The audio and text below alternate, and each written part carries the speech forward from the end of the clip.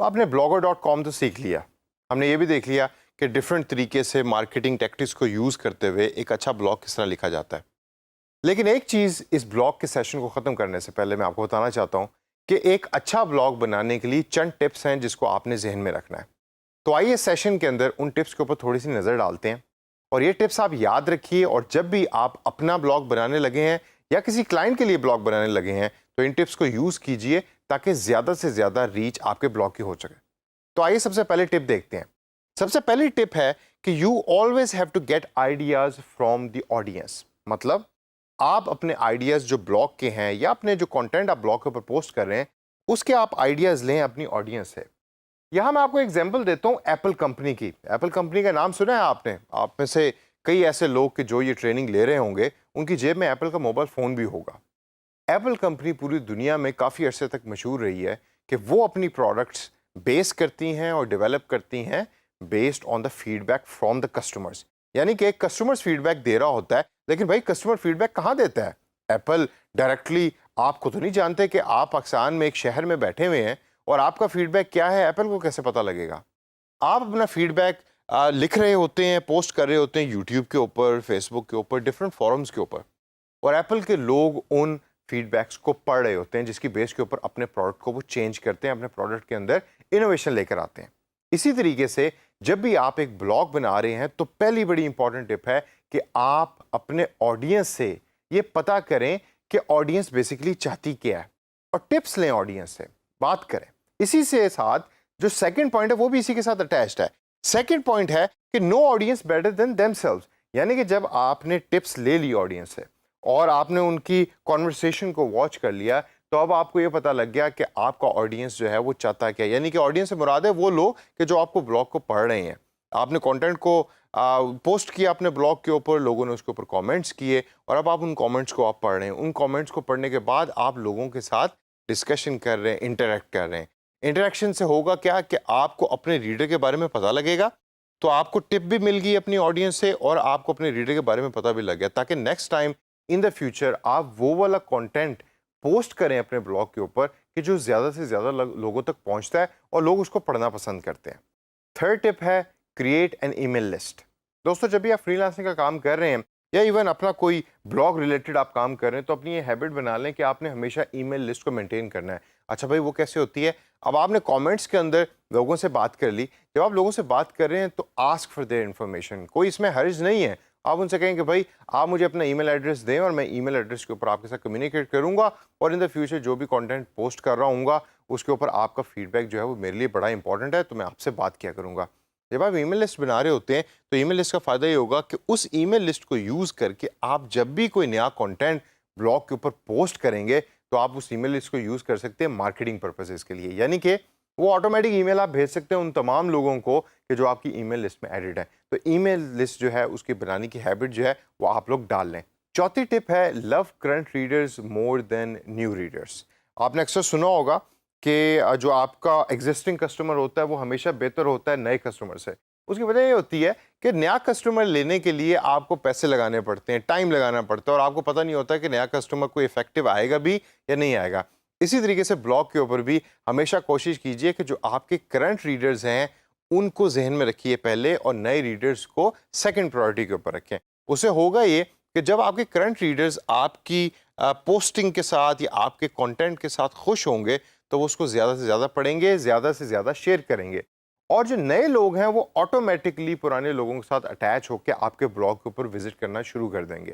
तो इसी वजह से जो करंट लोग हैं उनके कमेंट्स को जहन में रखें, उनकी ईमेल लिस्ट बनाएं और उन पे ज़्यादा फोकस कीजिए रादर ना कि जो नए लोग हैं उनके ऊपर फोकस करने के बजाय। पांचवा जो पॉइंट है वो है finish your blog post on CTA। मतलब कॉल टू एक्शन जो है कोई ना कोई होनी चाहिए towards the end of A blog. वो बटन भी हो सकता है, सब्सक्राइब का बटन हो सकता है, किसी किस्म की सब्सक्रिप्शन है या ईमेल या कोई इन्फॉर्मेशन आप जो है वो कस्टमर से डिज़ायर करें वो है। अक्सर लोग उसमें क्विज वगैरह भी डाल देते हैं, वो भी आप कर सकते हैं, लेकिन कॉल टू एक्शन बटन जो है या कॉल टू एक्शन ऑपरेशन जो है वो आपके ब्लॉग की हर पोस्ट के एंड के अंदर होना चाहिए। एक बड़ा अच्छा इमेज आता है उससे। अगली टिप है बी ए कंसिस्टेंट पोस्टर। ब्लॉग के दुनिया के अंदर, ब्लॉग की दुनिया के अंदर अगर आप एक अच्छे पोस्टर नहीं हैं और कंसिस्टेंट पोस्टर नहीं है तो इन दोनों की वेटेज जो है वो बिल्कुल सेम है।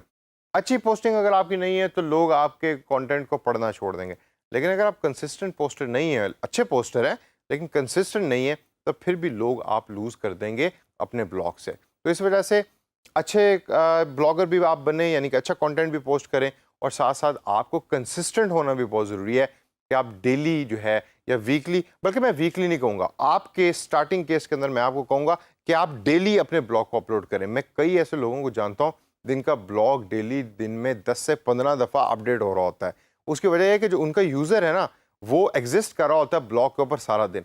तो जब भी कोई नया आर्टिकल वो अपने ब्लॉग के ऊपर पोस्ट करते हैं, तो उनका जो यूज़र है वो उसको जाके पढ़ रहा होता है और ज़्यादा से ज़्यादा क्लिक्स आ रहे होते हैं, शेयरिंग ज़्यादा हो रही होती है। तो इस वजह से अपने ब्लॉग के ऊपर ज़्यादा से ज़्यादा पोस्टिंग करें और कंसिस्टेंट पोस्टर रहें। जो भी आपका प्लान है, स्टिक टू दैट प्लान, ताकि आपके क्लाइंट को भी पता हो कि आप क्या कर रहे हैं और आप भी इन द फ्यूचर जाके एक अच्छे ब्लॉगर बन सकें। अगली जो टिप है वो है ऑफर रियल वैल्यू। जब भी आप कोई चीज़ पोस्ट कर रहे हैं, उसको बिल्कुल एक हवा में पोस्ट ना कीजिए। हमेशा देखिए कि इसको पढ़ने के बाद क्या कोई वैल्यू रीडर जो है वो इससे ले रहा है। फॉर एग्जांपल, आपने कहा कि जी top 10 most expensive cars in the world, ठीक है। अब most expensive cars in the world को जो पढ़ने वाला रीडर है वो वही होगा जिसको गाड़ियों का शौक है। और ये बेताशा लोग हैं जो इस तरह की ब्लॉग की पोस्ट के ऊपर क्लिक भी करते हैं। आपको फेसबुक पे भी इस तरह के लिंक्स मिलते होंगे। तो जब भी आप कोई चीज़ ब्लॉग पे पोस्ट कर रहे हैं तो उसकी वैल्यू हो। अक्सर आपने देखा होगा कि हम में से काफ़ी ऐसे ब्लॉगर्स हैं कि जो डिफरेंट कोटेशंस जो है वो पोस्ट कर रहे होते हैं अपने ब्लॉग्स पे। जैसे जैकमा है, अली बाबा का ओनर, तो उसकी बड़ी अच्छी अच्छी कोटेशंस जो हैं वो पोस्ट हो रही होती है ब्लॉग्स के ऊपर। तो एक बड़ी अच्छी वैल्यू मिल रही होती है, विजडम मिल रहा होता है एक बहुत बड़े एंटरप्रेन्योर से। तो इस तरह का पोस्ट करें कंटेंट कि जिसकी एक अच्छी वैल्यू यूज़र के लिए या ब्लॉग के रीडर के लिए हो। इससे अगली टिप है मार्केट द ब्लॉग। बड़ी अच्छी हैबिट है। आप पेड तरीके भी से भी कर सकते हैं, अनपेड ऑर्गेनिक तरीके से। अगर आपको कंटेंट अच्छा तो ऑटोमेटिकली हो रहा होता है, लेकिन आप डिफरेंट मीडियम्स को यूज़ करें, फेसबुक को यूज़ करें, ट्विटर को यूज़ करें, गूगल एडवर्ड्स को यूज़ कर सकते हैं आप। blogger.com के अपने जो पेड मार्केटिंग उसके जो टूल है उसको यूज़ कर सकते हैं और अपने ब्लॉग को मार्केट कर सकते हैं। और जितना ज़्यादा आप अपने ब्लॉग को मार्केट करेंगे, उतनी ज़्यादा इसकी रीच बढ़ेगी, और रीच बढ़ने के साथ साथ क्लिक्स आपके ब्लॉग के ऊपर ज़्यादा होंगे। और यही चीज़ फिर इवेंचुअली कन्वर्ट हो जाती है कंटेंट मार्केटिंग के अंदर। यानी कि आपने कंटेंट बनाया, अब आप उसकी मार्केटिंग कर रहे हैं और उसकी मार्केटिंग करके आप उसके ऊपर पैसे कमा रहे हैं। सेकेंड लास्ट टिप है spend time on choosing images. मैं दोबारा रिपीट करता हूँ, spend time on choosing images.